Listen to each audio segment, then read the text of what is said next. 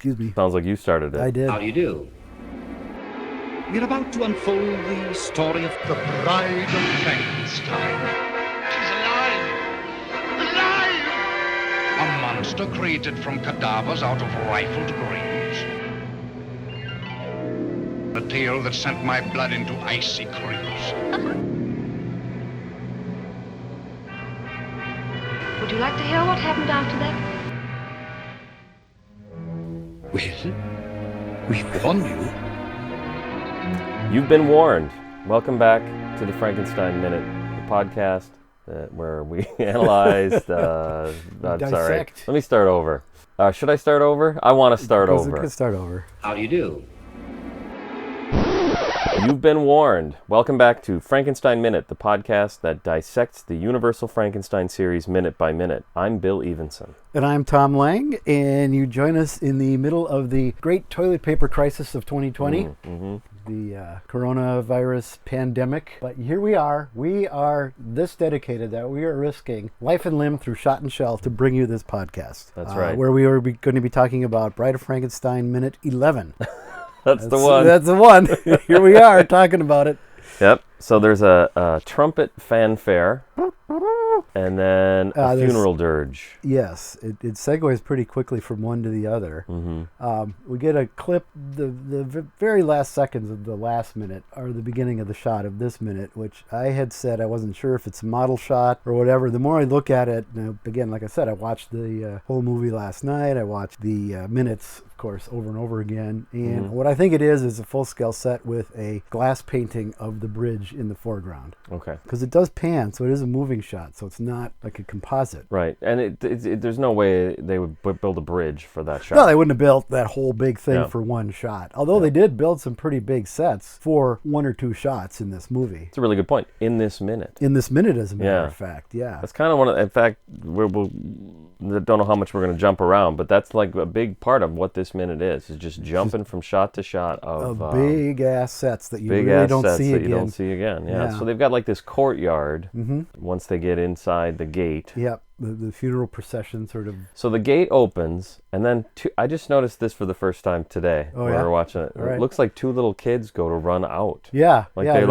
off they're gonna escape. Screen right. They kind of they're gonna run in like they're gonna run outside. Yeah. Finally, we're out of here. We're free. We're free from that asshole, the Baron. Yeah, he can't have been fun to live with. Don't mention the Baron. Okay. No, I'm just kidding. Not yet. Yeah. So there you go. I think that was actually one of the first things I was going to say about it. Big sets. Then it cuts to a shot of somebody standing on a balcony. Yeah, who is that? Because I've never seen her before. We've never seen this woman before. Is that before. Elsa Lanchester? It must be. I don't know who that is. It's actually the title character. It is the fiancée of Frankenstein. But I think it's been said, maybe on this podcast, maybe I heard it somewhere else, the day you get married, you are the bride. You're the bride. Yeah. Or the groom. This is true. And this was her wedding day. This was still the same day. Still the same day. We'll have confirmation on that in the coming weeks. But in case we needed it.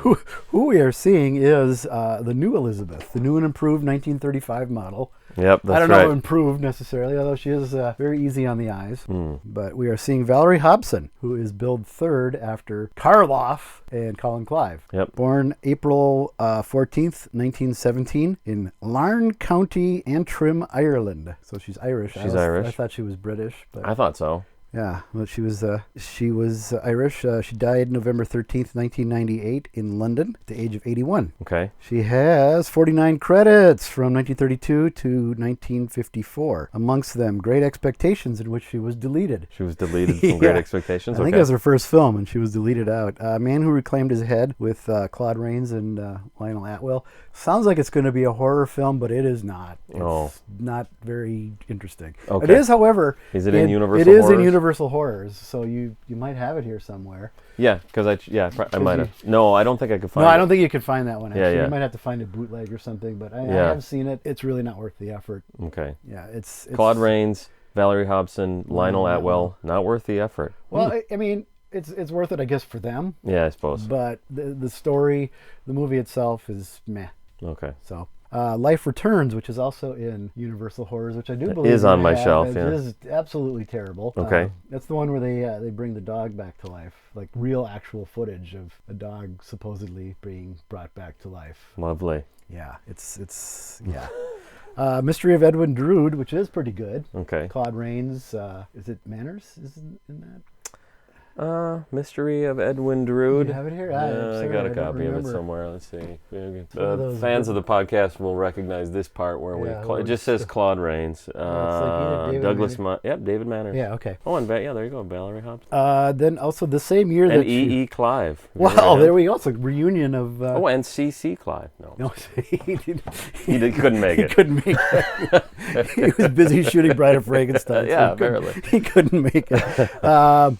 Same year as she was in this, she was in Werewolf of London. That's right. Where she's actually, I think she's much better in that than she is in this, which is odd because Whale is that much better of a director than Stuart Walker. But I think she is called upon to do a lot less in that than she is here. A lot of stuff she's asked to do here is a little beyond her. Well, she was 17, so precisely. You can't really fault her for being inexperienced or not at the top of her game. Well, I think this will be an interesting topic for us in the coming weeks and months because having watched this now 11,000 times, I think I forgive it so much that I think she's not even really all that bad. She's some of it's kind of good. This from the man who like a couple of weeks ago said she was terrible. Oh yeah, probably. Yeah. There is she are some fine? parts. Let me say this. Is she fine? Let me say this. There are parts that are terrible. Yeah, okay. I don't know if I fault, like you say, I don't know if I fault her for that.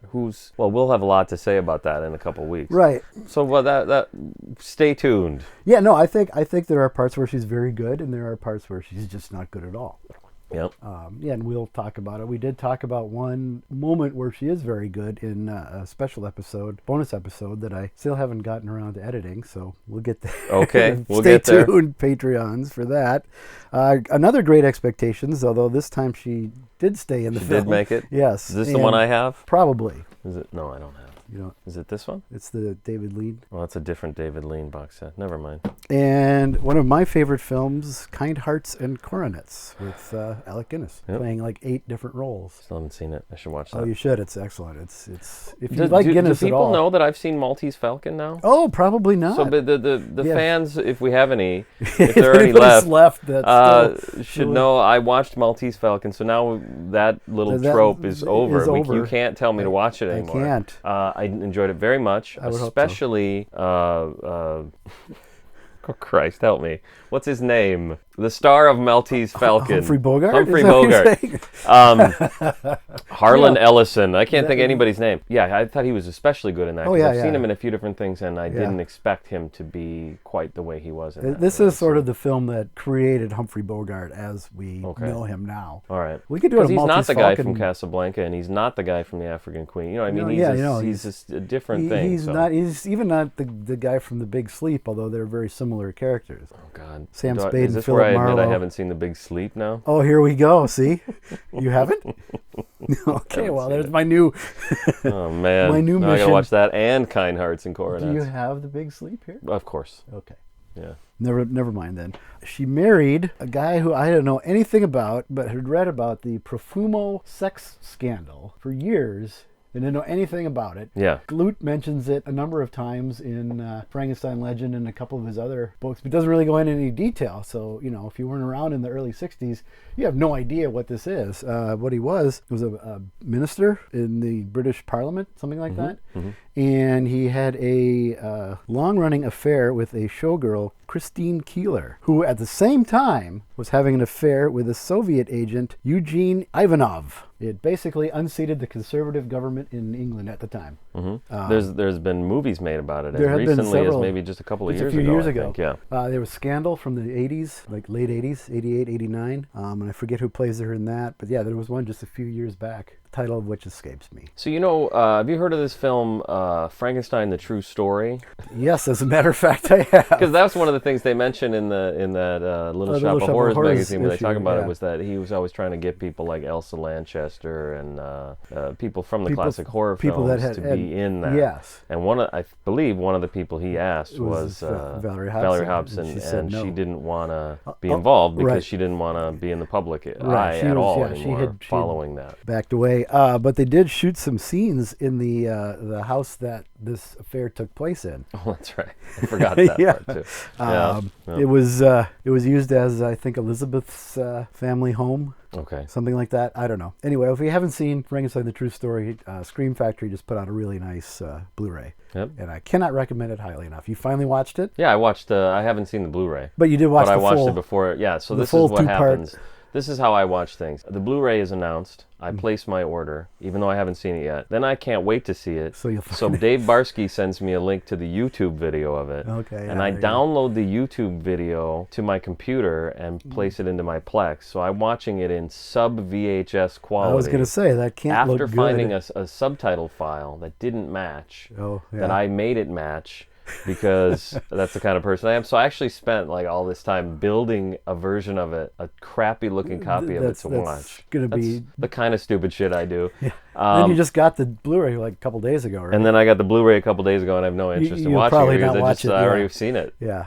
It looked terrible. I have been avoiding. No, I watched a little bit of it. It looks great. I've been avoiding watching it. I mean, the DVD they put out a few years back, Universal put out. It's very bare bones. Yeah. It looks okay, but I'm really hoping that the Blu-ray looks a lot better because it is a really nice looking film. You'll have no complaints. Blu-ray's gorgeous. Yeah, I did watch a little bit. Incredibly epic for a TV movie from 1973. Yeah. I mean, it could play in a theater, I think, and still look good. And did. Well, it did in a very tanked. truncated form, and it didn't do really well at all. Anyway, that's what I know about Valerie Hobson, other than she was paid $800 for her performance here. Jesus. Sounds a little low. Well, remember what Una O'Connor made? You just said it. You just said it on our podcast recently. Did it was I? like I think she made a lot more than that. But then again, she has a bigger role. She's in it a lot more. Although she's billed under Valerie Hobson. So one of the things I find interesting is that I know a guy who believes that E.E. Clive's character is not the same character in Bride of Frankenstein as Lionel Belmore's character from Frankenstein. What kind of nut jobs are you hanging around with? And I just want to say, as evidence, Exhibit A for the defense, Valerie Hobson. All right. See, she's not in any way May Clark. May Clark. There's absolutely nothing May Clarkian about her. May Clark, she took over the role after May Clark had her tragic grapefruit accident. Yes. Yeah. She was not able to perform. It was in all the papers. Which is kind of ironic because Hobson herself was later replaced by Christine Keeler. Sorry, that's terrible. That's terrible. Boom. Thank you. He's here all week, folks. I actually have that in my notes. Do you really? That's how bad that joke is. I wrote it. Be sure to tip your servers. Oh my God. That's pretty good though. You know what? That's actually pretty good. But when prior to Bride, I think this is interesting. She was in a leading role in at least 2 of the British Film Institute's 75 most wanted lost films. Yeah, I didn't write it down. I did see that. It's a list from 2012. Which what's more interesting about that list to me is at least 18 films since then have been recovered. Yeah. So it's like once you put out the list, and this is something Doctor Who fans. Sorry to go back Doctor Who again. So early on in the day, but here we go again. Doctor Who fans will know this, that one of the things they do periodically is and missing episode, people who are interested in missing material generally, just putting it out in the public will have people go, oh really? I have a copy of a Doctor Who episode. I wonder if you guys have this one. Sure you have one. That's what happens a lot of times. People have it and they go, well, I'm sure the BBC has a copy. Right. And the BBC was well known for really preserving this stuff. Shit. Yeah. Oh, they were the preservation experts. Yeah. Just somebody tweeted just the other day a list of all the stuff that they had returned to them in 1973 or something like that of Doctor Who episodes. This long list. Oh, really? And within 18 months, half of it's been wiped permanently. Well, not wiped. They were films. Oh. That's the reason we have anything, really. In order to take a videotape and send it to another country, the best thing to do is to make a film copy. Kinescope, because everybody can watch. It'll translate to different formats. It's a universal, Yeah, so they just chucked them in the garbage. They literally chucked them in the garbage. Back when we were doing Horror Incorporated at KSTP in the studio, behind one of the sports sets, I found a box of 16mm Laurel and Hardy films that had about 1.5 inches of dust on it. I was thinking, nobody probably knows this is here. Nobody knows if it was gone. Yep. But I didn't. I wish I would have taken it. But that's the sad part about this topic is that it's a very common refrain that people wish they would have stolen property. Yeah. Well, yeah, because the people that own it don't give a fuck. Yeah. So, yeah. That's true. Well, and that's how we have some of this stuff. People Yes, have people admitted have- those guys like, I like Doctor Who, so I took it. Yeah. Well, that's how we have Nosferatu. Is it? It was supposed to be completely destroyed I suppose so. because they violated the copyright. It had lapsed its copyright in the U.S. by then, but everywhere else it was still under copyright. So Stoker's widow, it was like the one source of income she had. This is really well documented in David Scull's Hollywood Gothic. Yeah. Excellent book. I recommend reading it. Yeah, every print was supposed to have been destroyed. There was a guy here in New York, Ivor something, I can't remember his name. Rick probably knows it. He'll correct me on the Classic Horror Film Board. But he managed to smuggle some prints in, and that's why we have it. Huh. Yeah. Smuggle some prints into the States, and he went to Germany and got a print. He was like a smuggler, collector, and he was a pirate. Huh? No, he was. I had no idea. I knew that. I knew everything up until this part of the story. He would do screenings and sort of like a Trilon kind of a situation. Okay. And so it's due to him hoarding these prints that he was able to get a hold of that the film exists at all anymore. And it would be absolutely tragic if that were gone, because it is, in my opinion, the best version of Dracula. Maybe. Maybe. That or Horror of Dracula. One of the two. Horror of Dracula is really good. I also don't hate the movie Dracula starring Bela Lugosi. I think we've talked a little bit about it. I go back and forth. Bram Stoker's Dracula I actually happen to like. I do too. That's a good point. It's also a completely different idea. The idea of Nosferatu and the idea of Dracula as we know it today at all. Yeah, for that matter, the 1979 Dracula. Yeah, I was just referencing earlier. Yeah. Obviously, there's not a romantic lead in Nosferatu. Yeah. No, and there's not in the book Dracula either. He is not a romantic figure. He's a vampire, and he's crawling up the wall. They talk about him having bad breath and whatnot. Yeah, so all of that comes the romantic. A lot of that comes from the play, the Hamilton Dean. That's right. And then John Balderston, our friend John Balderston. I feel like I really dragged us way off topic. Yeah, missing episodes bullshit. Well, we won't even go into the Monty Python Blu-ray set that just came out recently. Have you watched it? Why won't we go into that? Well, we're here. Let's do it. No, I'm just wondering why would we have got into that, I should say. Because we're way off topic. Missing footage, because there's a lot of stuff that's been put back in. Mm-hmm. I'm about halfway through the third season now watching it. And first of all, it looks amazing. They really cleaned it up nice. Yeah. But there's stuff that's been edited out for 50 years. Mm-hmm. And it's good to see it. And then there's also, at the end of each season, there's outtakes and unused things. And the fact that stuff still exists is absolutely amazing. It totally is, yeah. Now, I don't know if that's, if Terry Jones managed to save that, because they were going to wipe the tapes, and somebody called him and said, "Hey, you want these?" I wonder, did you read any of the Andrew Pixley books that came with it? Not yet. I wonder if he goes into that, because I should have been reading along as I was watching them, but I just watched them to enjoy them. If there's 10 seconds of film that was cut off the end of a scene in Doctor Who in 1966, there's an article on the internet about it, where it was found, how it was discovered, how many people held onto it through the years. Yeah. So I'm sure there's an explanation for this stuff. Well, if anybody's listening, there is some missing footage from Horse Feathers. So if you have that, please let me know. Let Thom know.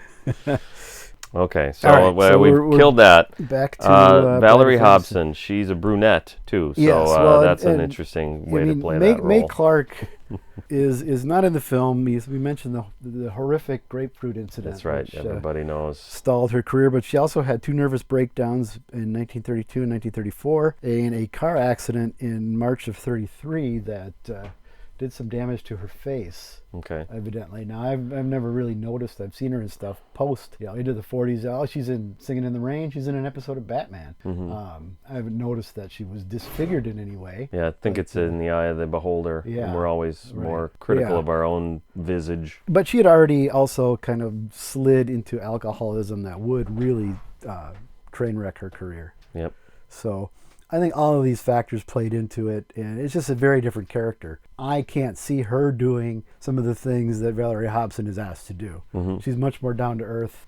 She was sort of the anchor in Frankenstein. We talked about it at such length that people, I think, got the impression we were saying that she was a great feminist icon in Yeah, no, film it history. really or something. wasn't what we were driving at. No, but I think we've also made that clear. But Yeah. I do think it's worth noting that we talked about her so much because her role was so significant in that Yes. film and in horror Yeah. history. And not at all what's being done here. Yeah, totally Nothing. different. Yeah.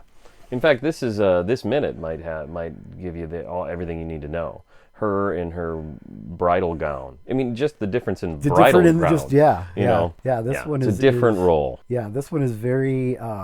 It accentuates her figure much more than Mae Clark's did. I hadn't noticed. Oh, really? Yeah. I'll have to take a look for that. Look for that. Mark that down. It's things to look for. It's a little more like the film itself. It's more. Yeah, true. It's everything about this is more, and she's more. Mm-hmm. For better or for worse. Yeah. It's interesting, too, because James Whale directed the first one and this one and Old Dark House. And her bridal gown here and just stuff we'll talk about generally is a little closer to what's asked of, what's her name? Gloria Stewart in Old Dark House. Yeah. She just sort of, in her opinion at least, inexplicably changes into this pink, I think it was pink, she said. And not quickly either, because she's it's first got to stop in her undies while someone gropes her. Yes. Excuse me. You gotta love those pre-code films. Yeah, true. And now here we are post-code. And that will play into, I think, in future weeks, a lot of the dialogue that was trimmed. Okay, because we're post-code. Because we're post-code. All right. She speaks to a gentleman who is leading the procession by the name of Darcy Corrigan. Yeah, in the script, his name is Spokesman. Yeah. I think that's cute. Oh, milady, how can we tell you? He was born also in Ireland, January 2nd, 1870. Died in L.A., December 25th, 1945. 54 credits, from 25 to 45. Do you want them? Mm-mm. No? All right, fine. How many you got? I just have the ones that'll be of interest to Rick.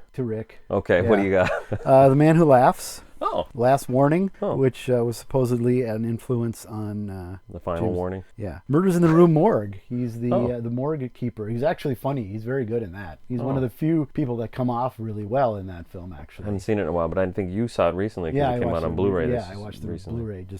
Again, thanks, Scream Factory, for taking all my money. Diplomaniacs with Wheeler and Woolsey. Yep. Right? It's similar. Look. Nope. I actually do have it. It is similar in tone to, say, Duck Soup. Oh, okay. Nowhere near as funny or as good, but that's Invisible Man. Wow. Mystery of Edwin Drood again. The Informer for John Ford. Showboat for James Whale. The Road Back for James Whale. Prisoner of Zenda for James Whale with Peter Sellers.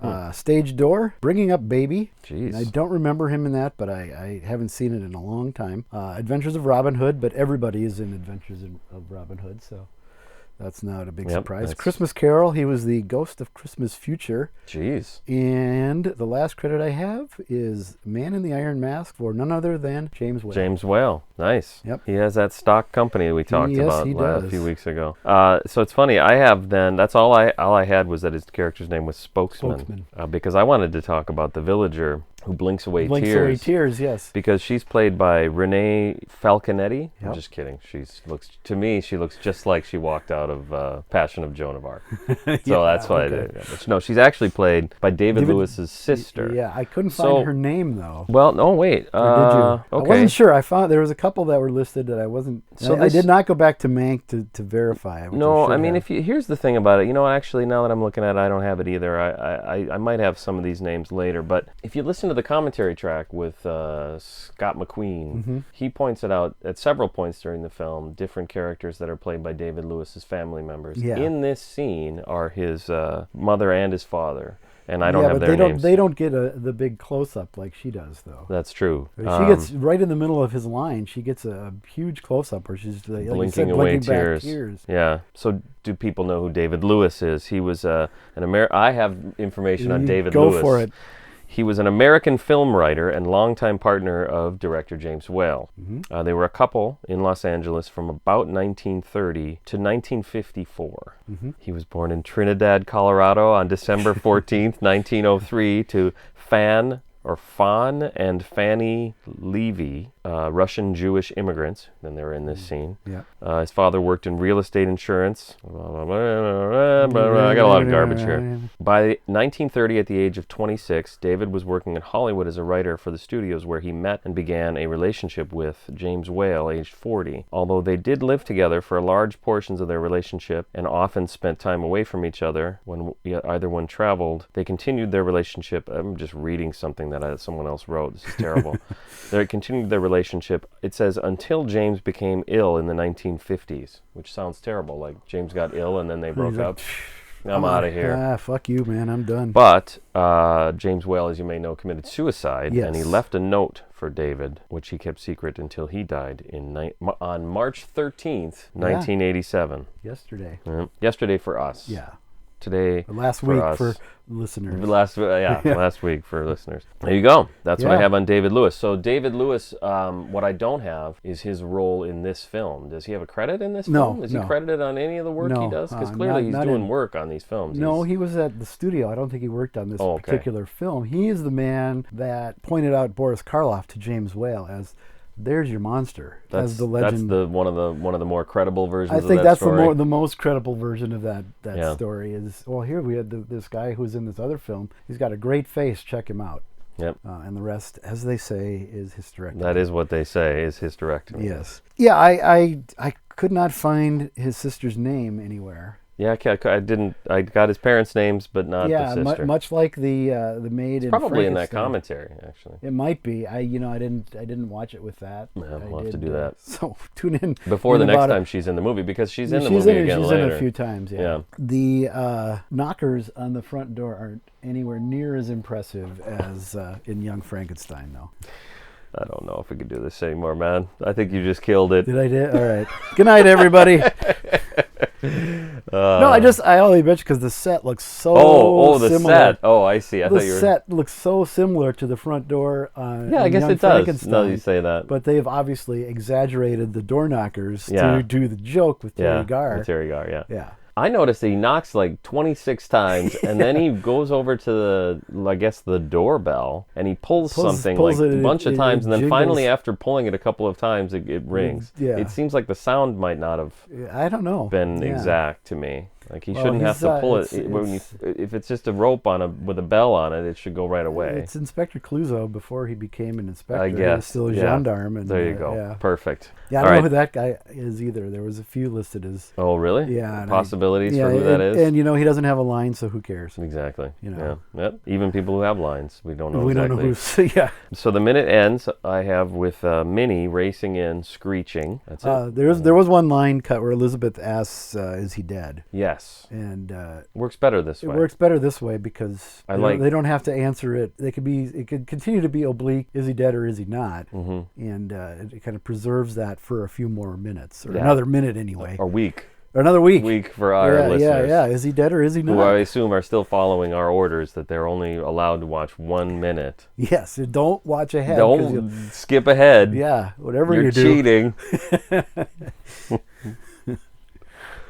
Anything else? That killed it. That killed it. Good enough as any place to stop. All right. Oh, we should maybe mention that you still have time to vote for the Rondo Hatton Classic Horror Film Awards. That's right. Which your favorite podcast is up for an award, and so are we. Oh no! Category what? 19? I don't know what the number is, 19, but best multimedia. You say this. I'm looking to see if I have that picture of the of what you're supposed to do, so we could tell people specifically what they are to do. Because you send an email to taraco@aol.com. That much I remember. Yeah. And you just say you want to say that Frankenstein Minute. You're voting for Frankenstein Minute for the category 19. I think it's the best multimedia site or something like that. So yeah, it's best. At least last year it was best multimedia site. Frankenstein Minute. Also, you might want to just go to Rondo. I think it's RondoAward.com. Yeah. And just look at the whole ballot. There's a whole big list. There's a whole bunch of cool stuff on there. Yep. So check that out. Yeah, you can just vote for best film, best TV presentation of 2019, best classic DVD/Blu-ray. There's best commentary, best collection, best article, best restoration or upgrade, best DVD extra. Yeah, there's all kinds of cool stuff. Best commentary. Have you voted yet? Well, see, no, I haven't. I should do that. Have you? I did, yeah. Did you? Quite a while ago. Can I ask? I know. Listen, your ballot is sealed sacred, and it should be considered it's kept in a mason jar secret. in Funkin' Wagnall's porch or Yeah, whatever right, the Carson bit was. Yeah, and of course, cut this out or bleep it. Did you vote for Frankenstein Minute? Yeah, I did actually. Okay, well, thank you. Yeah, thanks for supporting the podcast. Yeah, no, I do what I can. Good night, folks. Good night, everybody.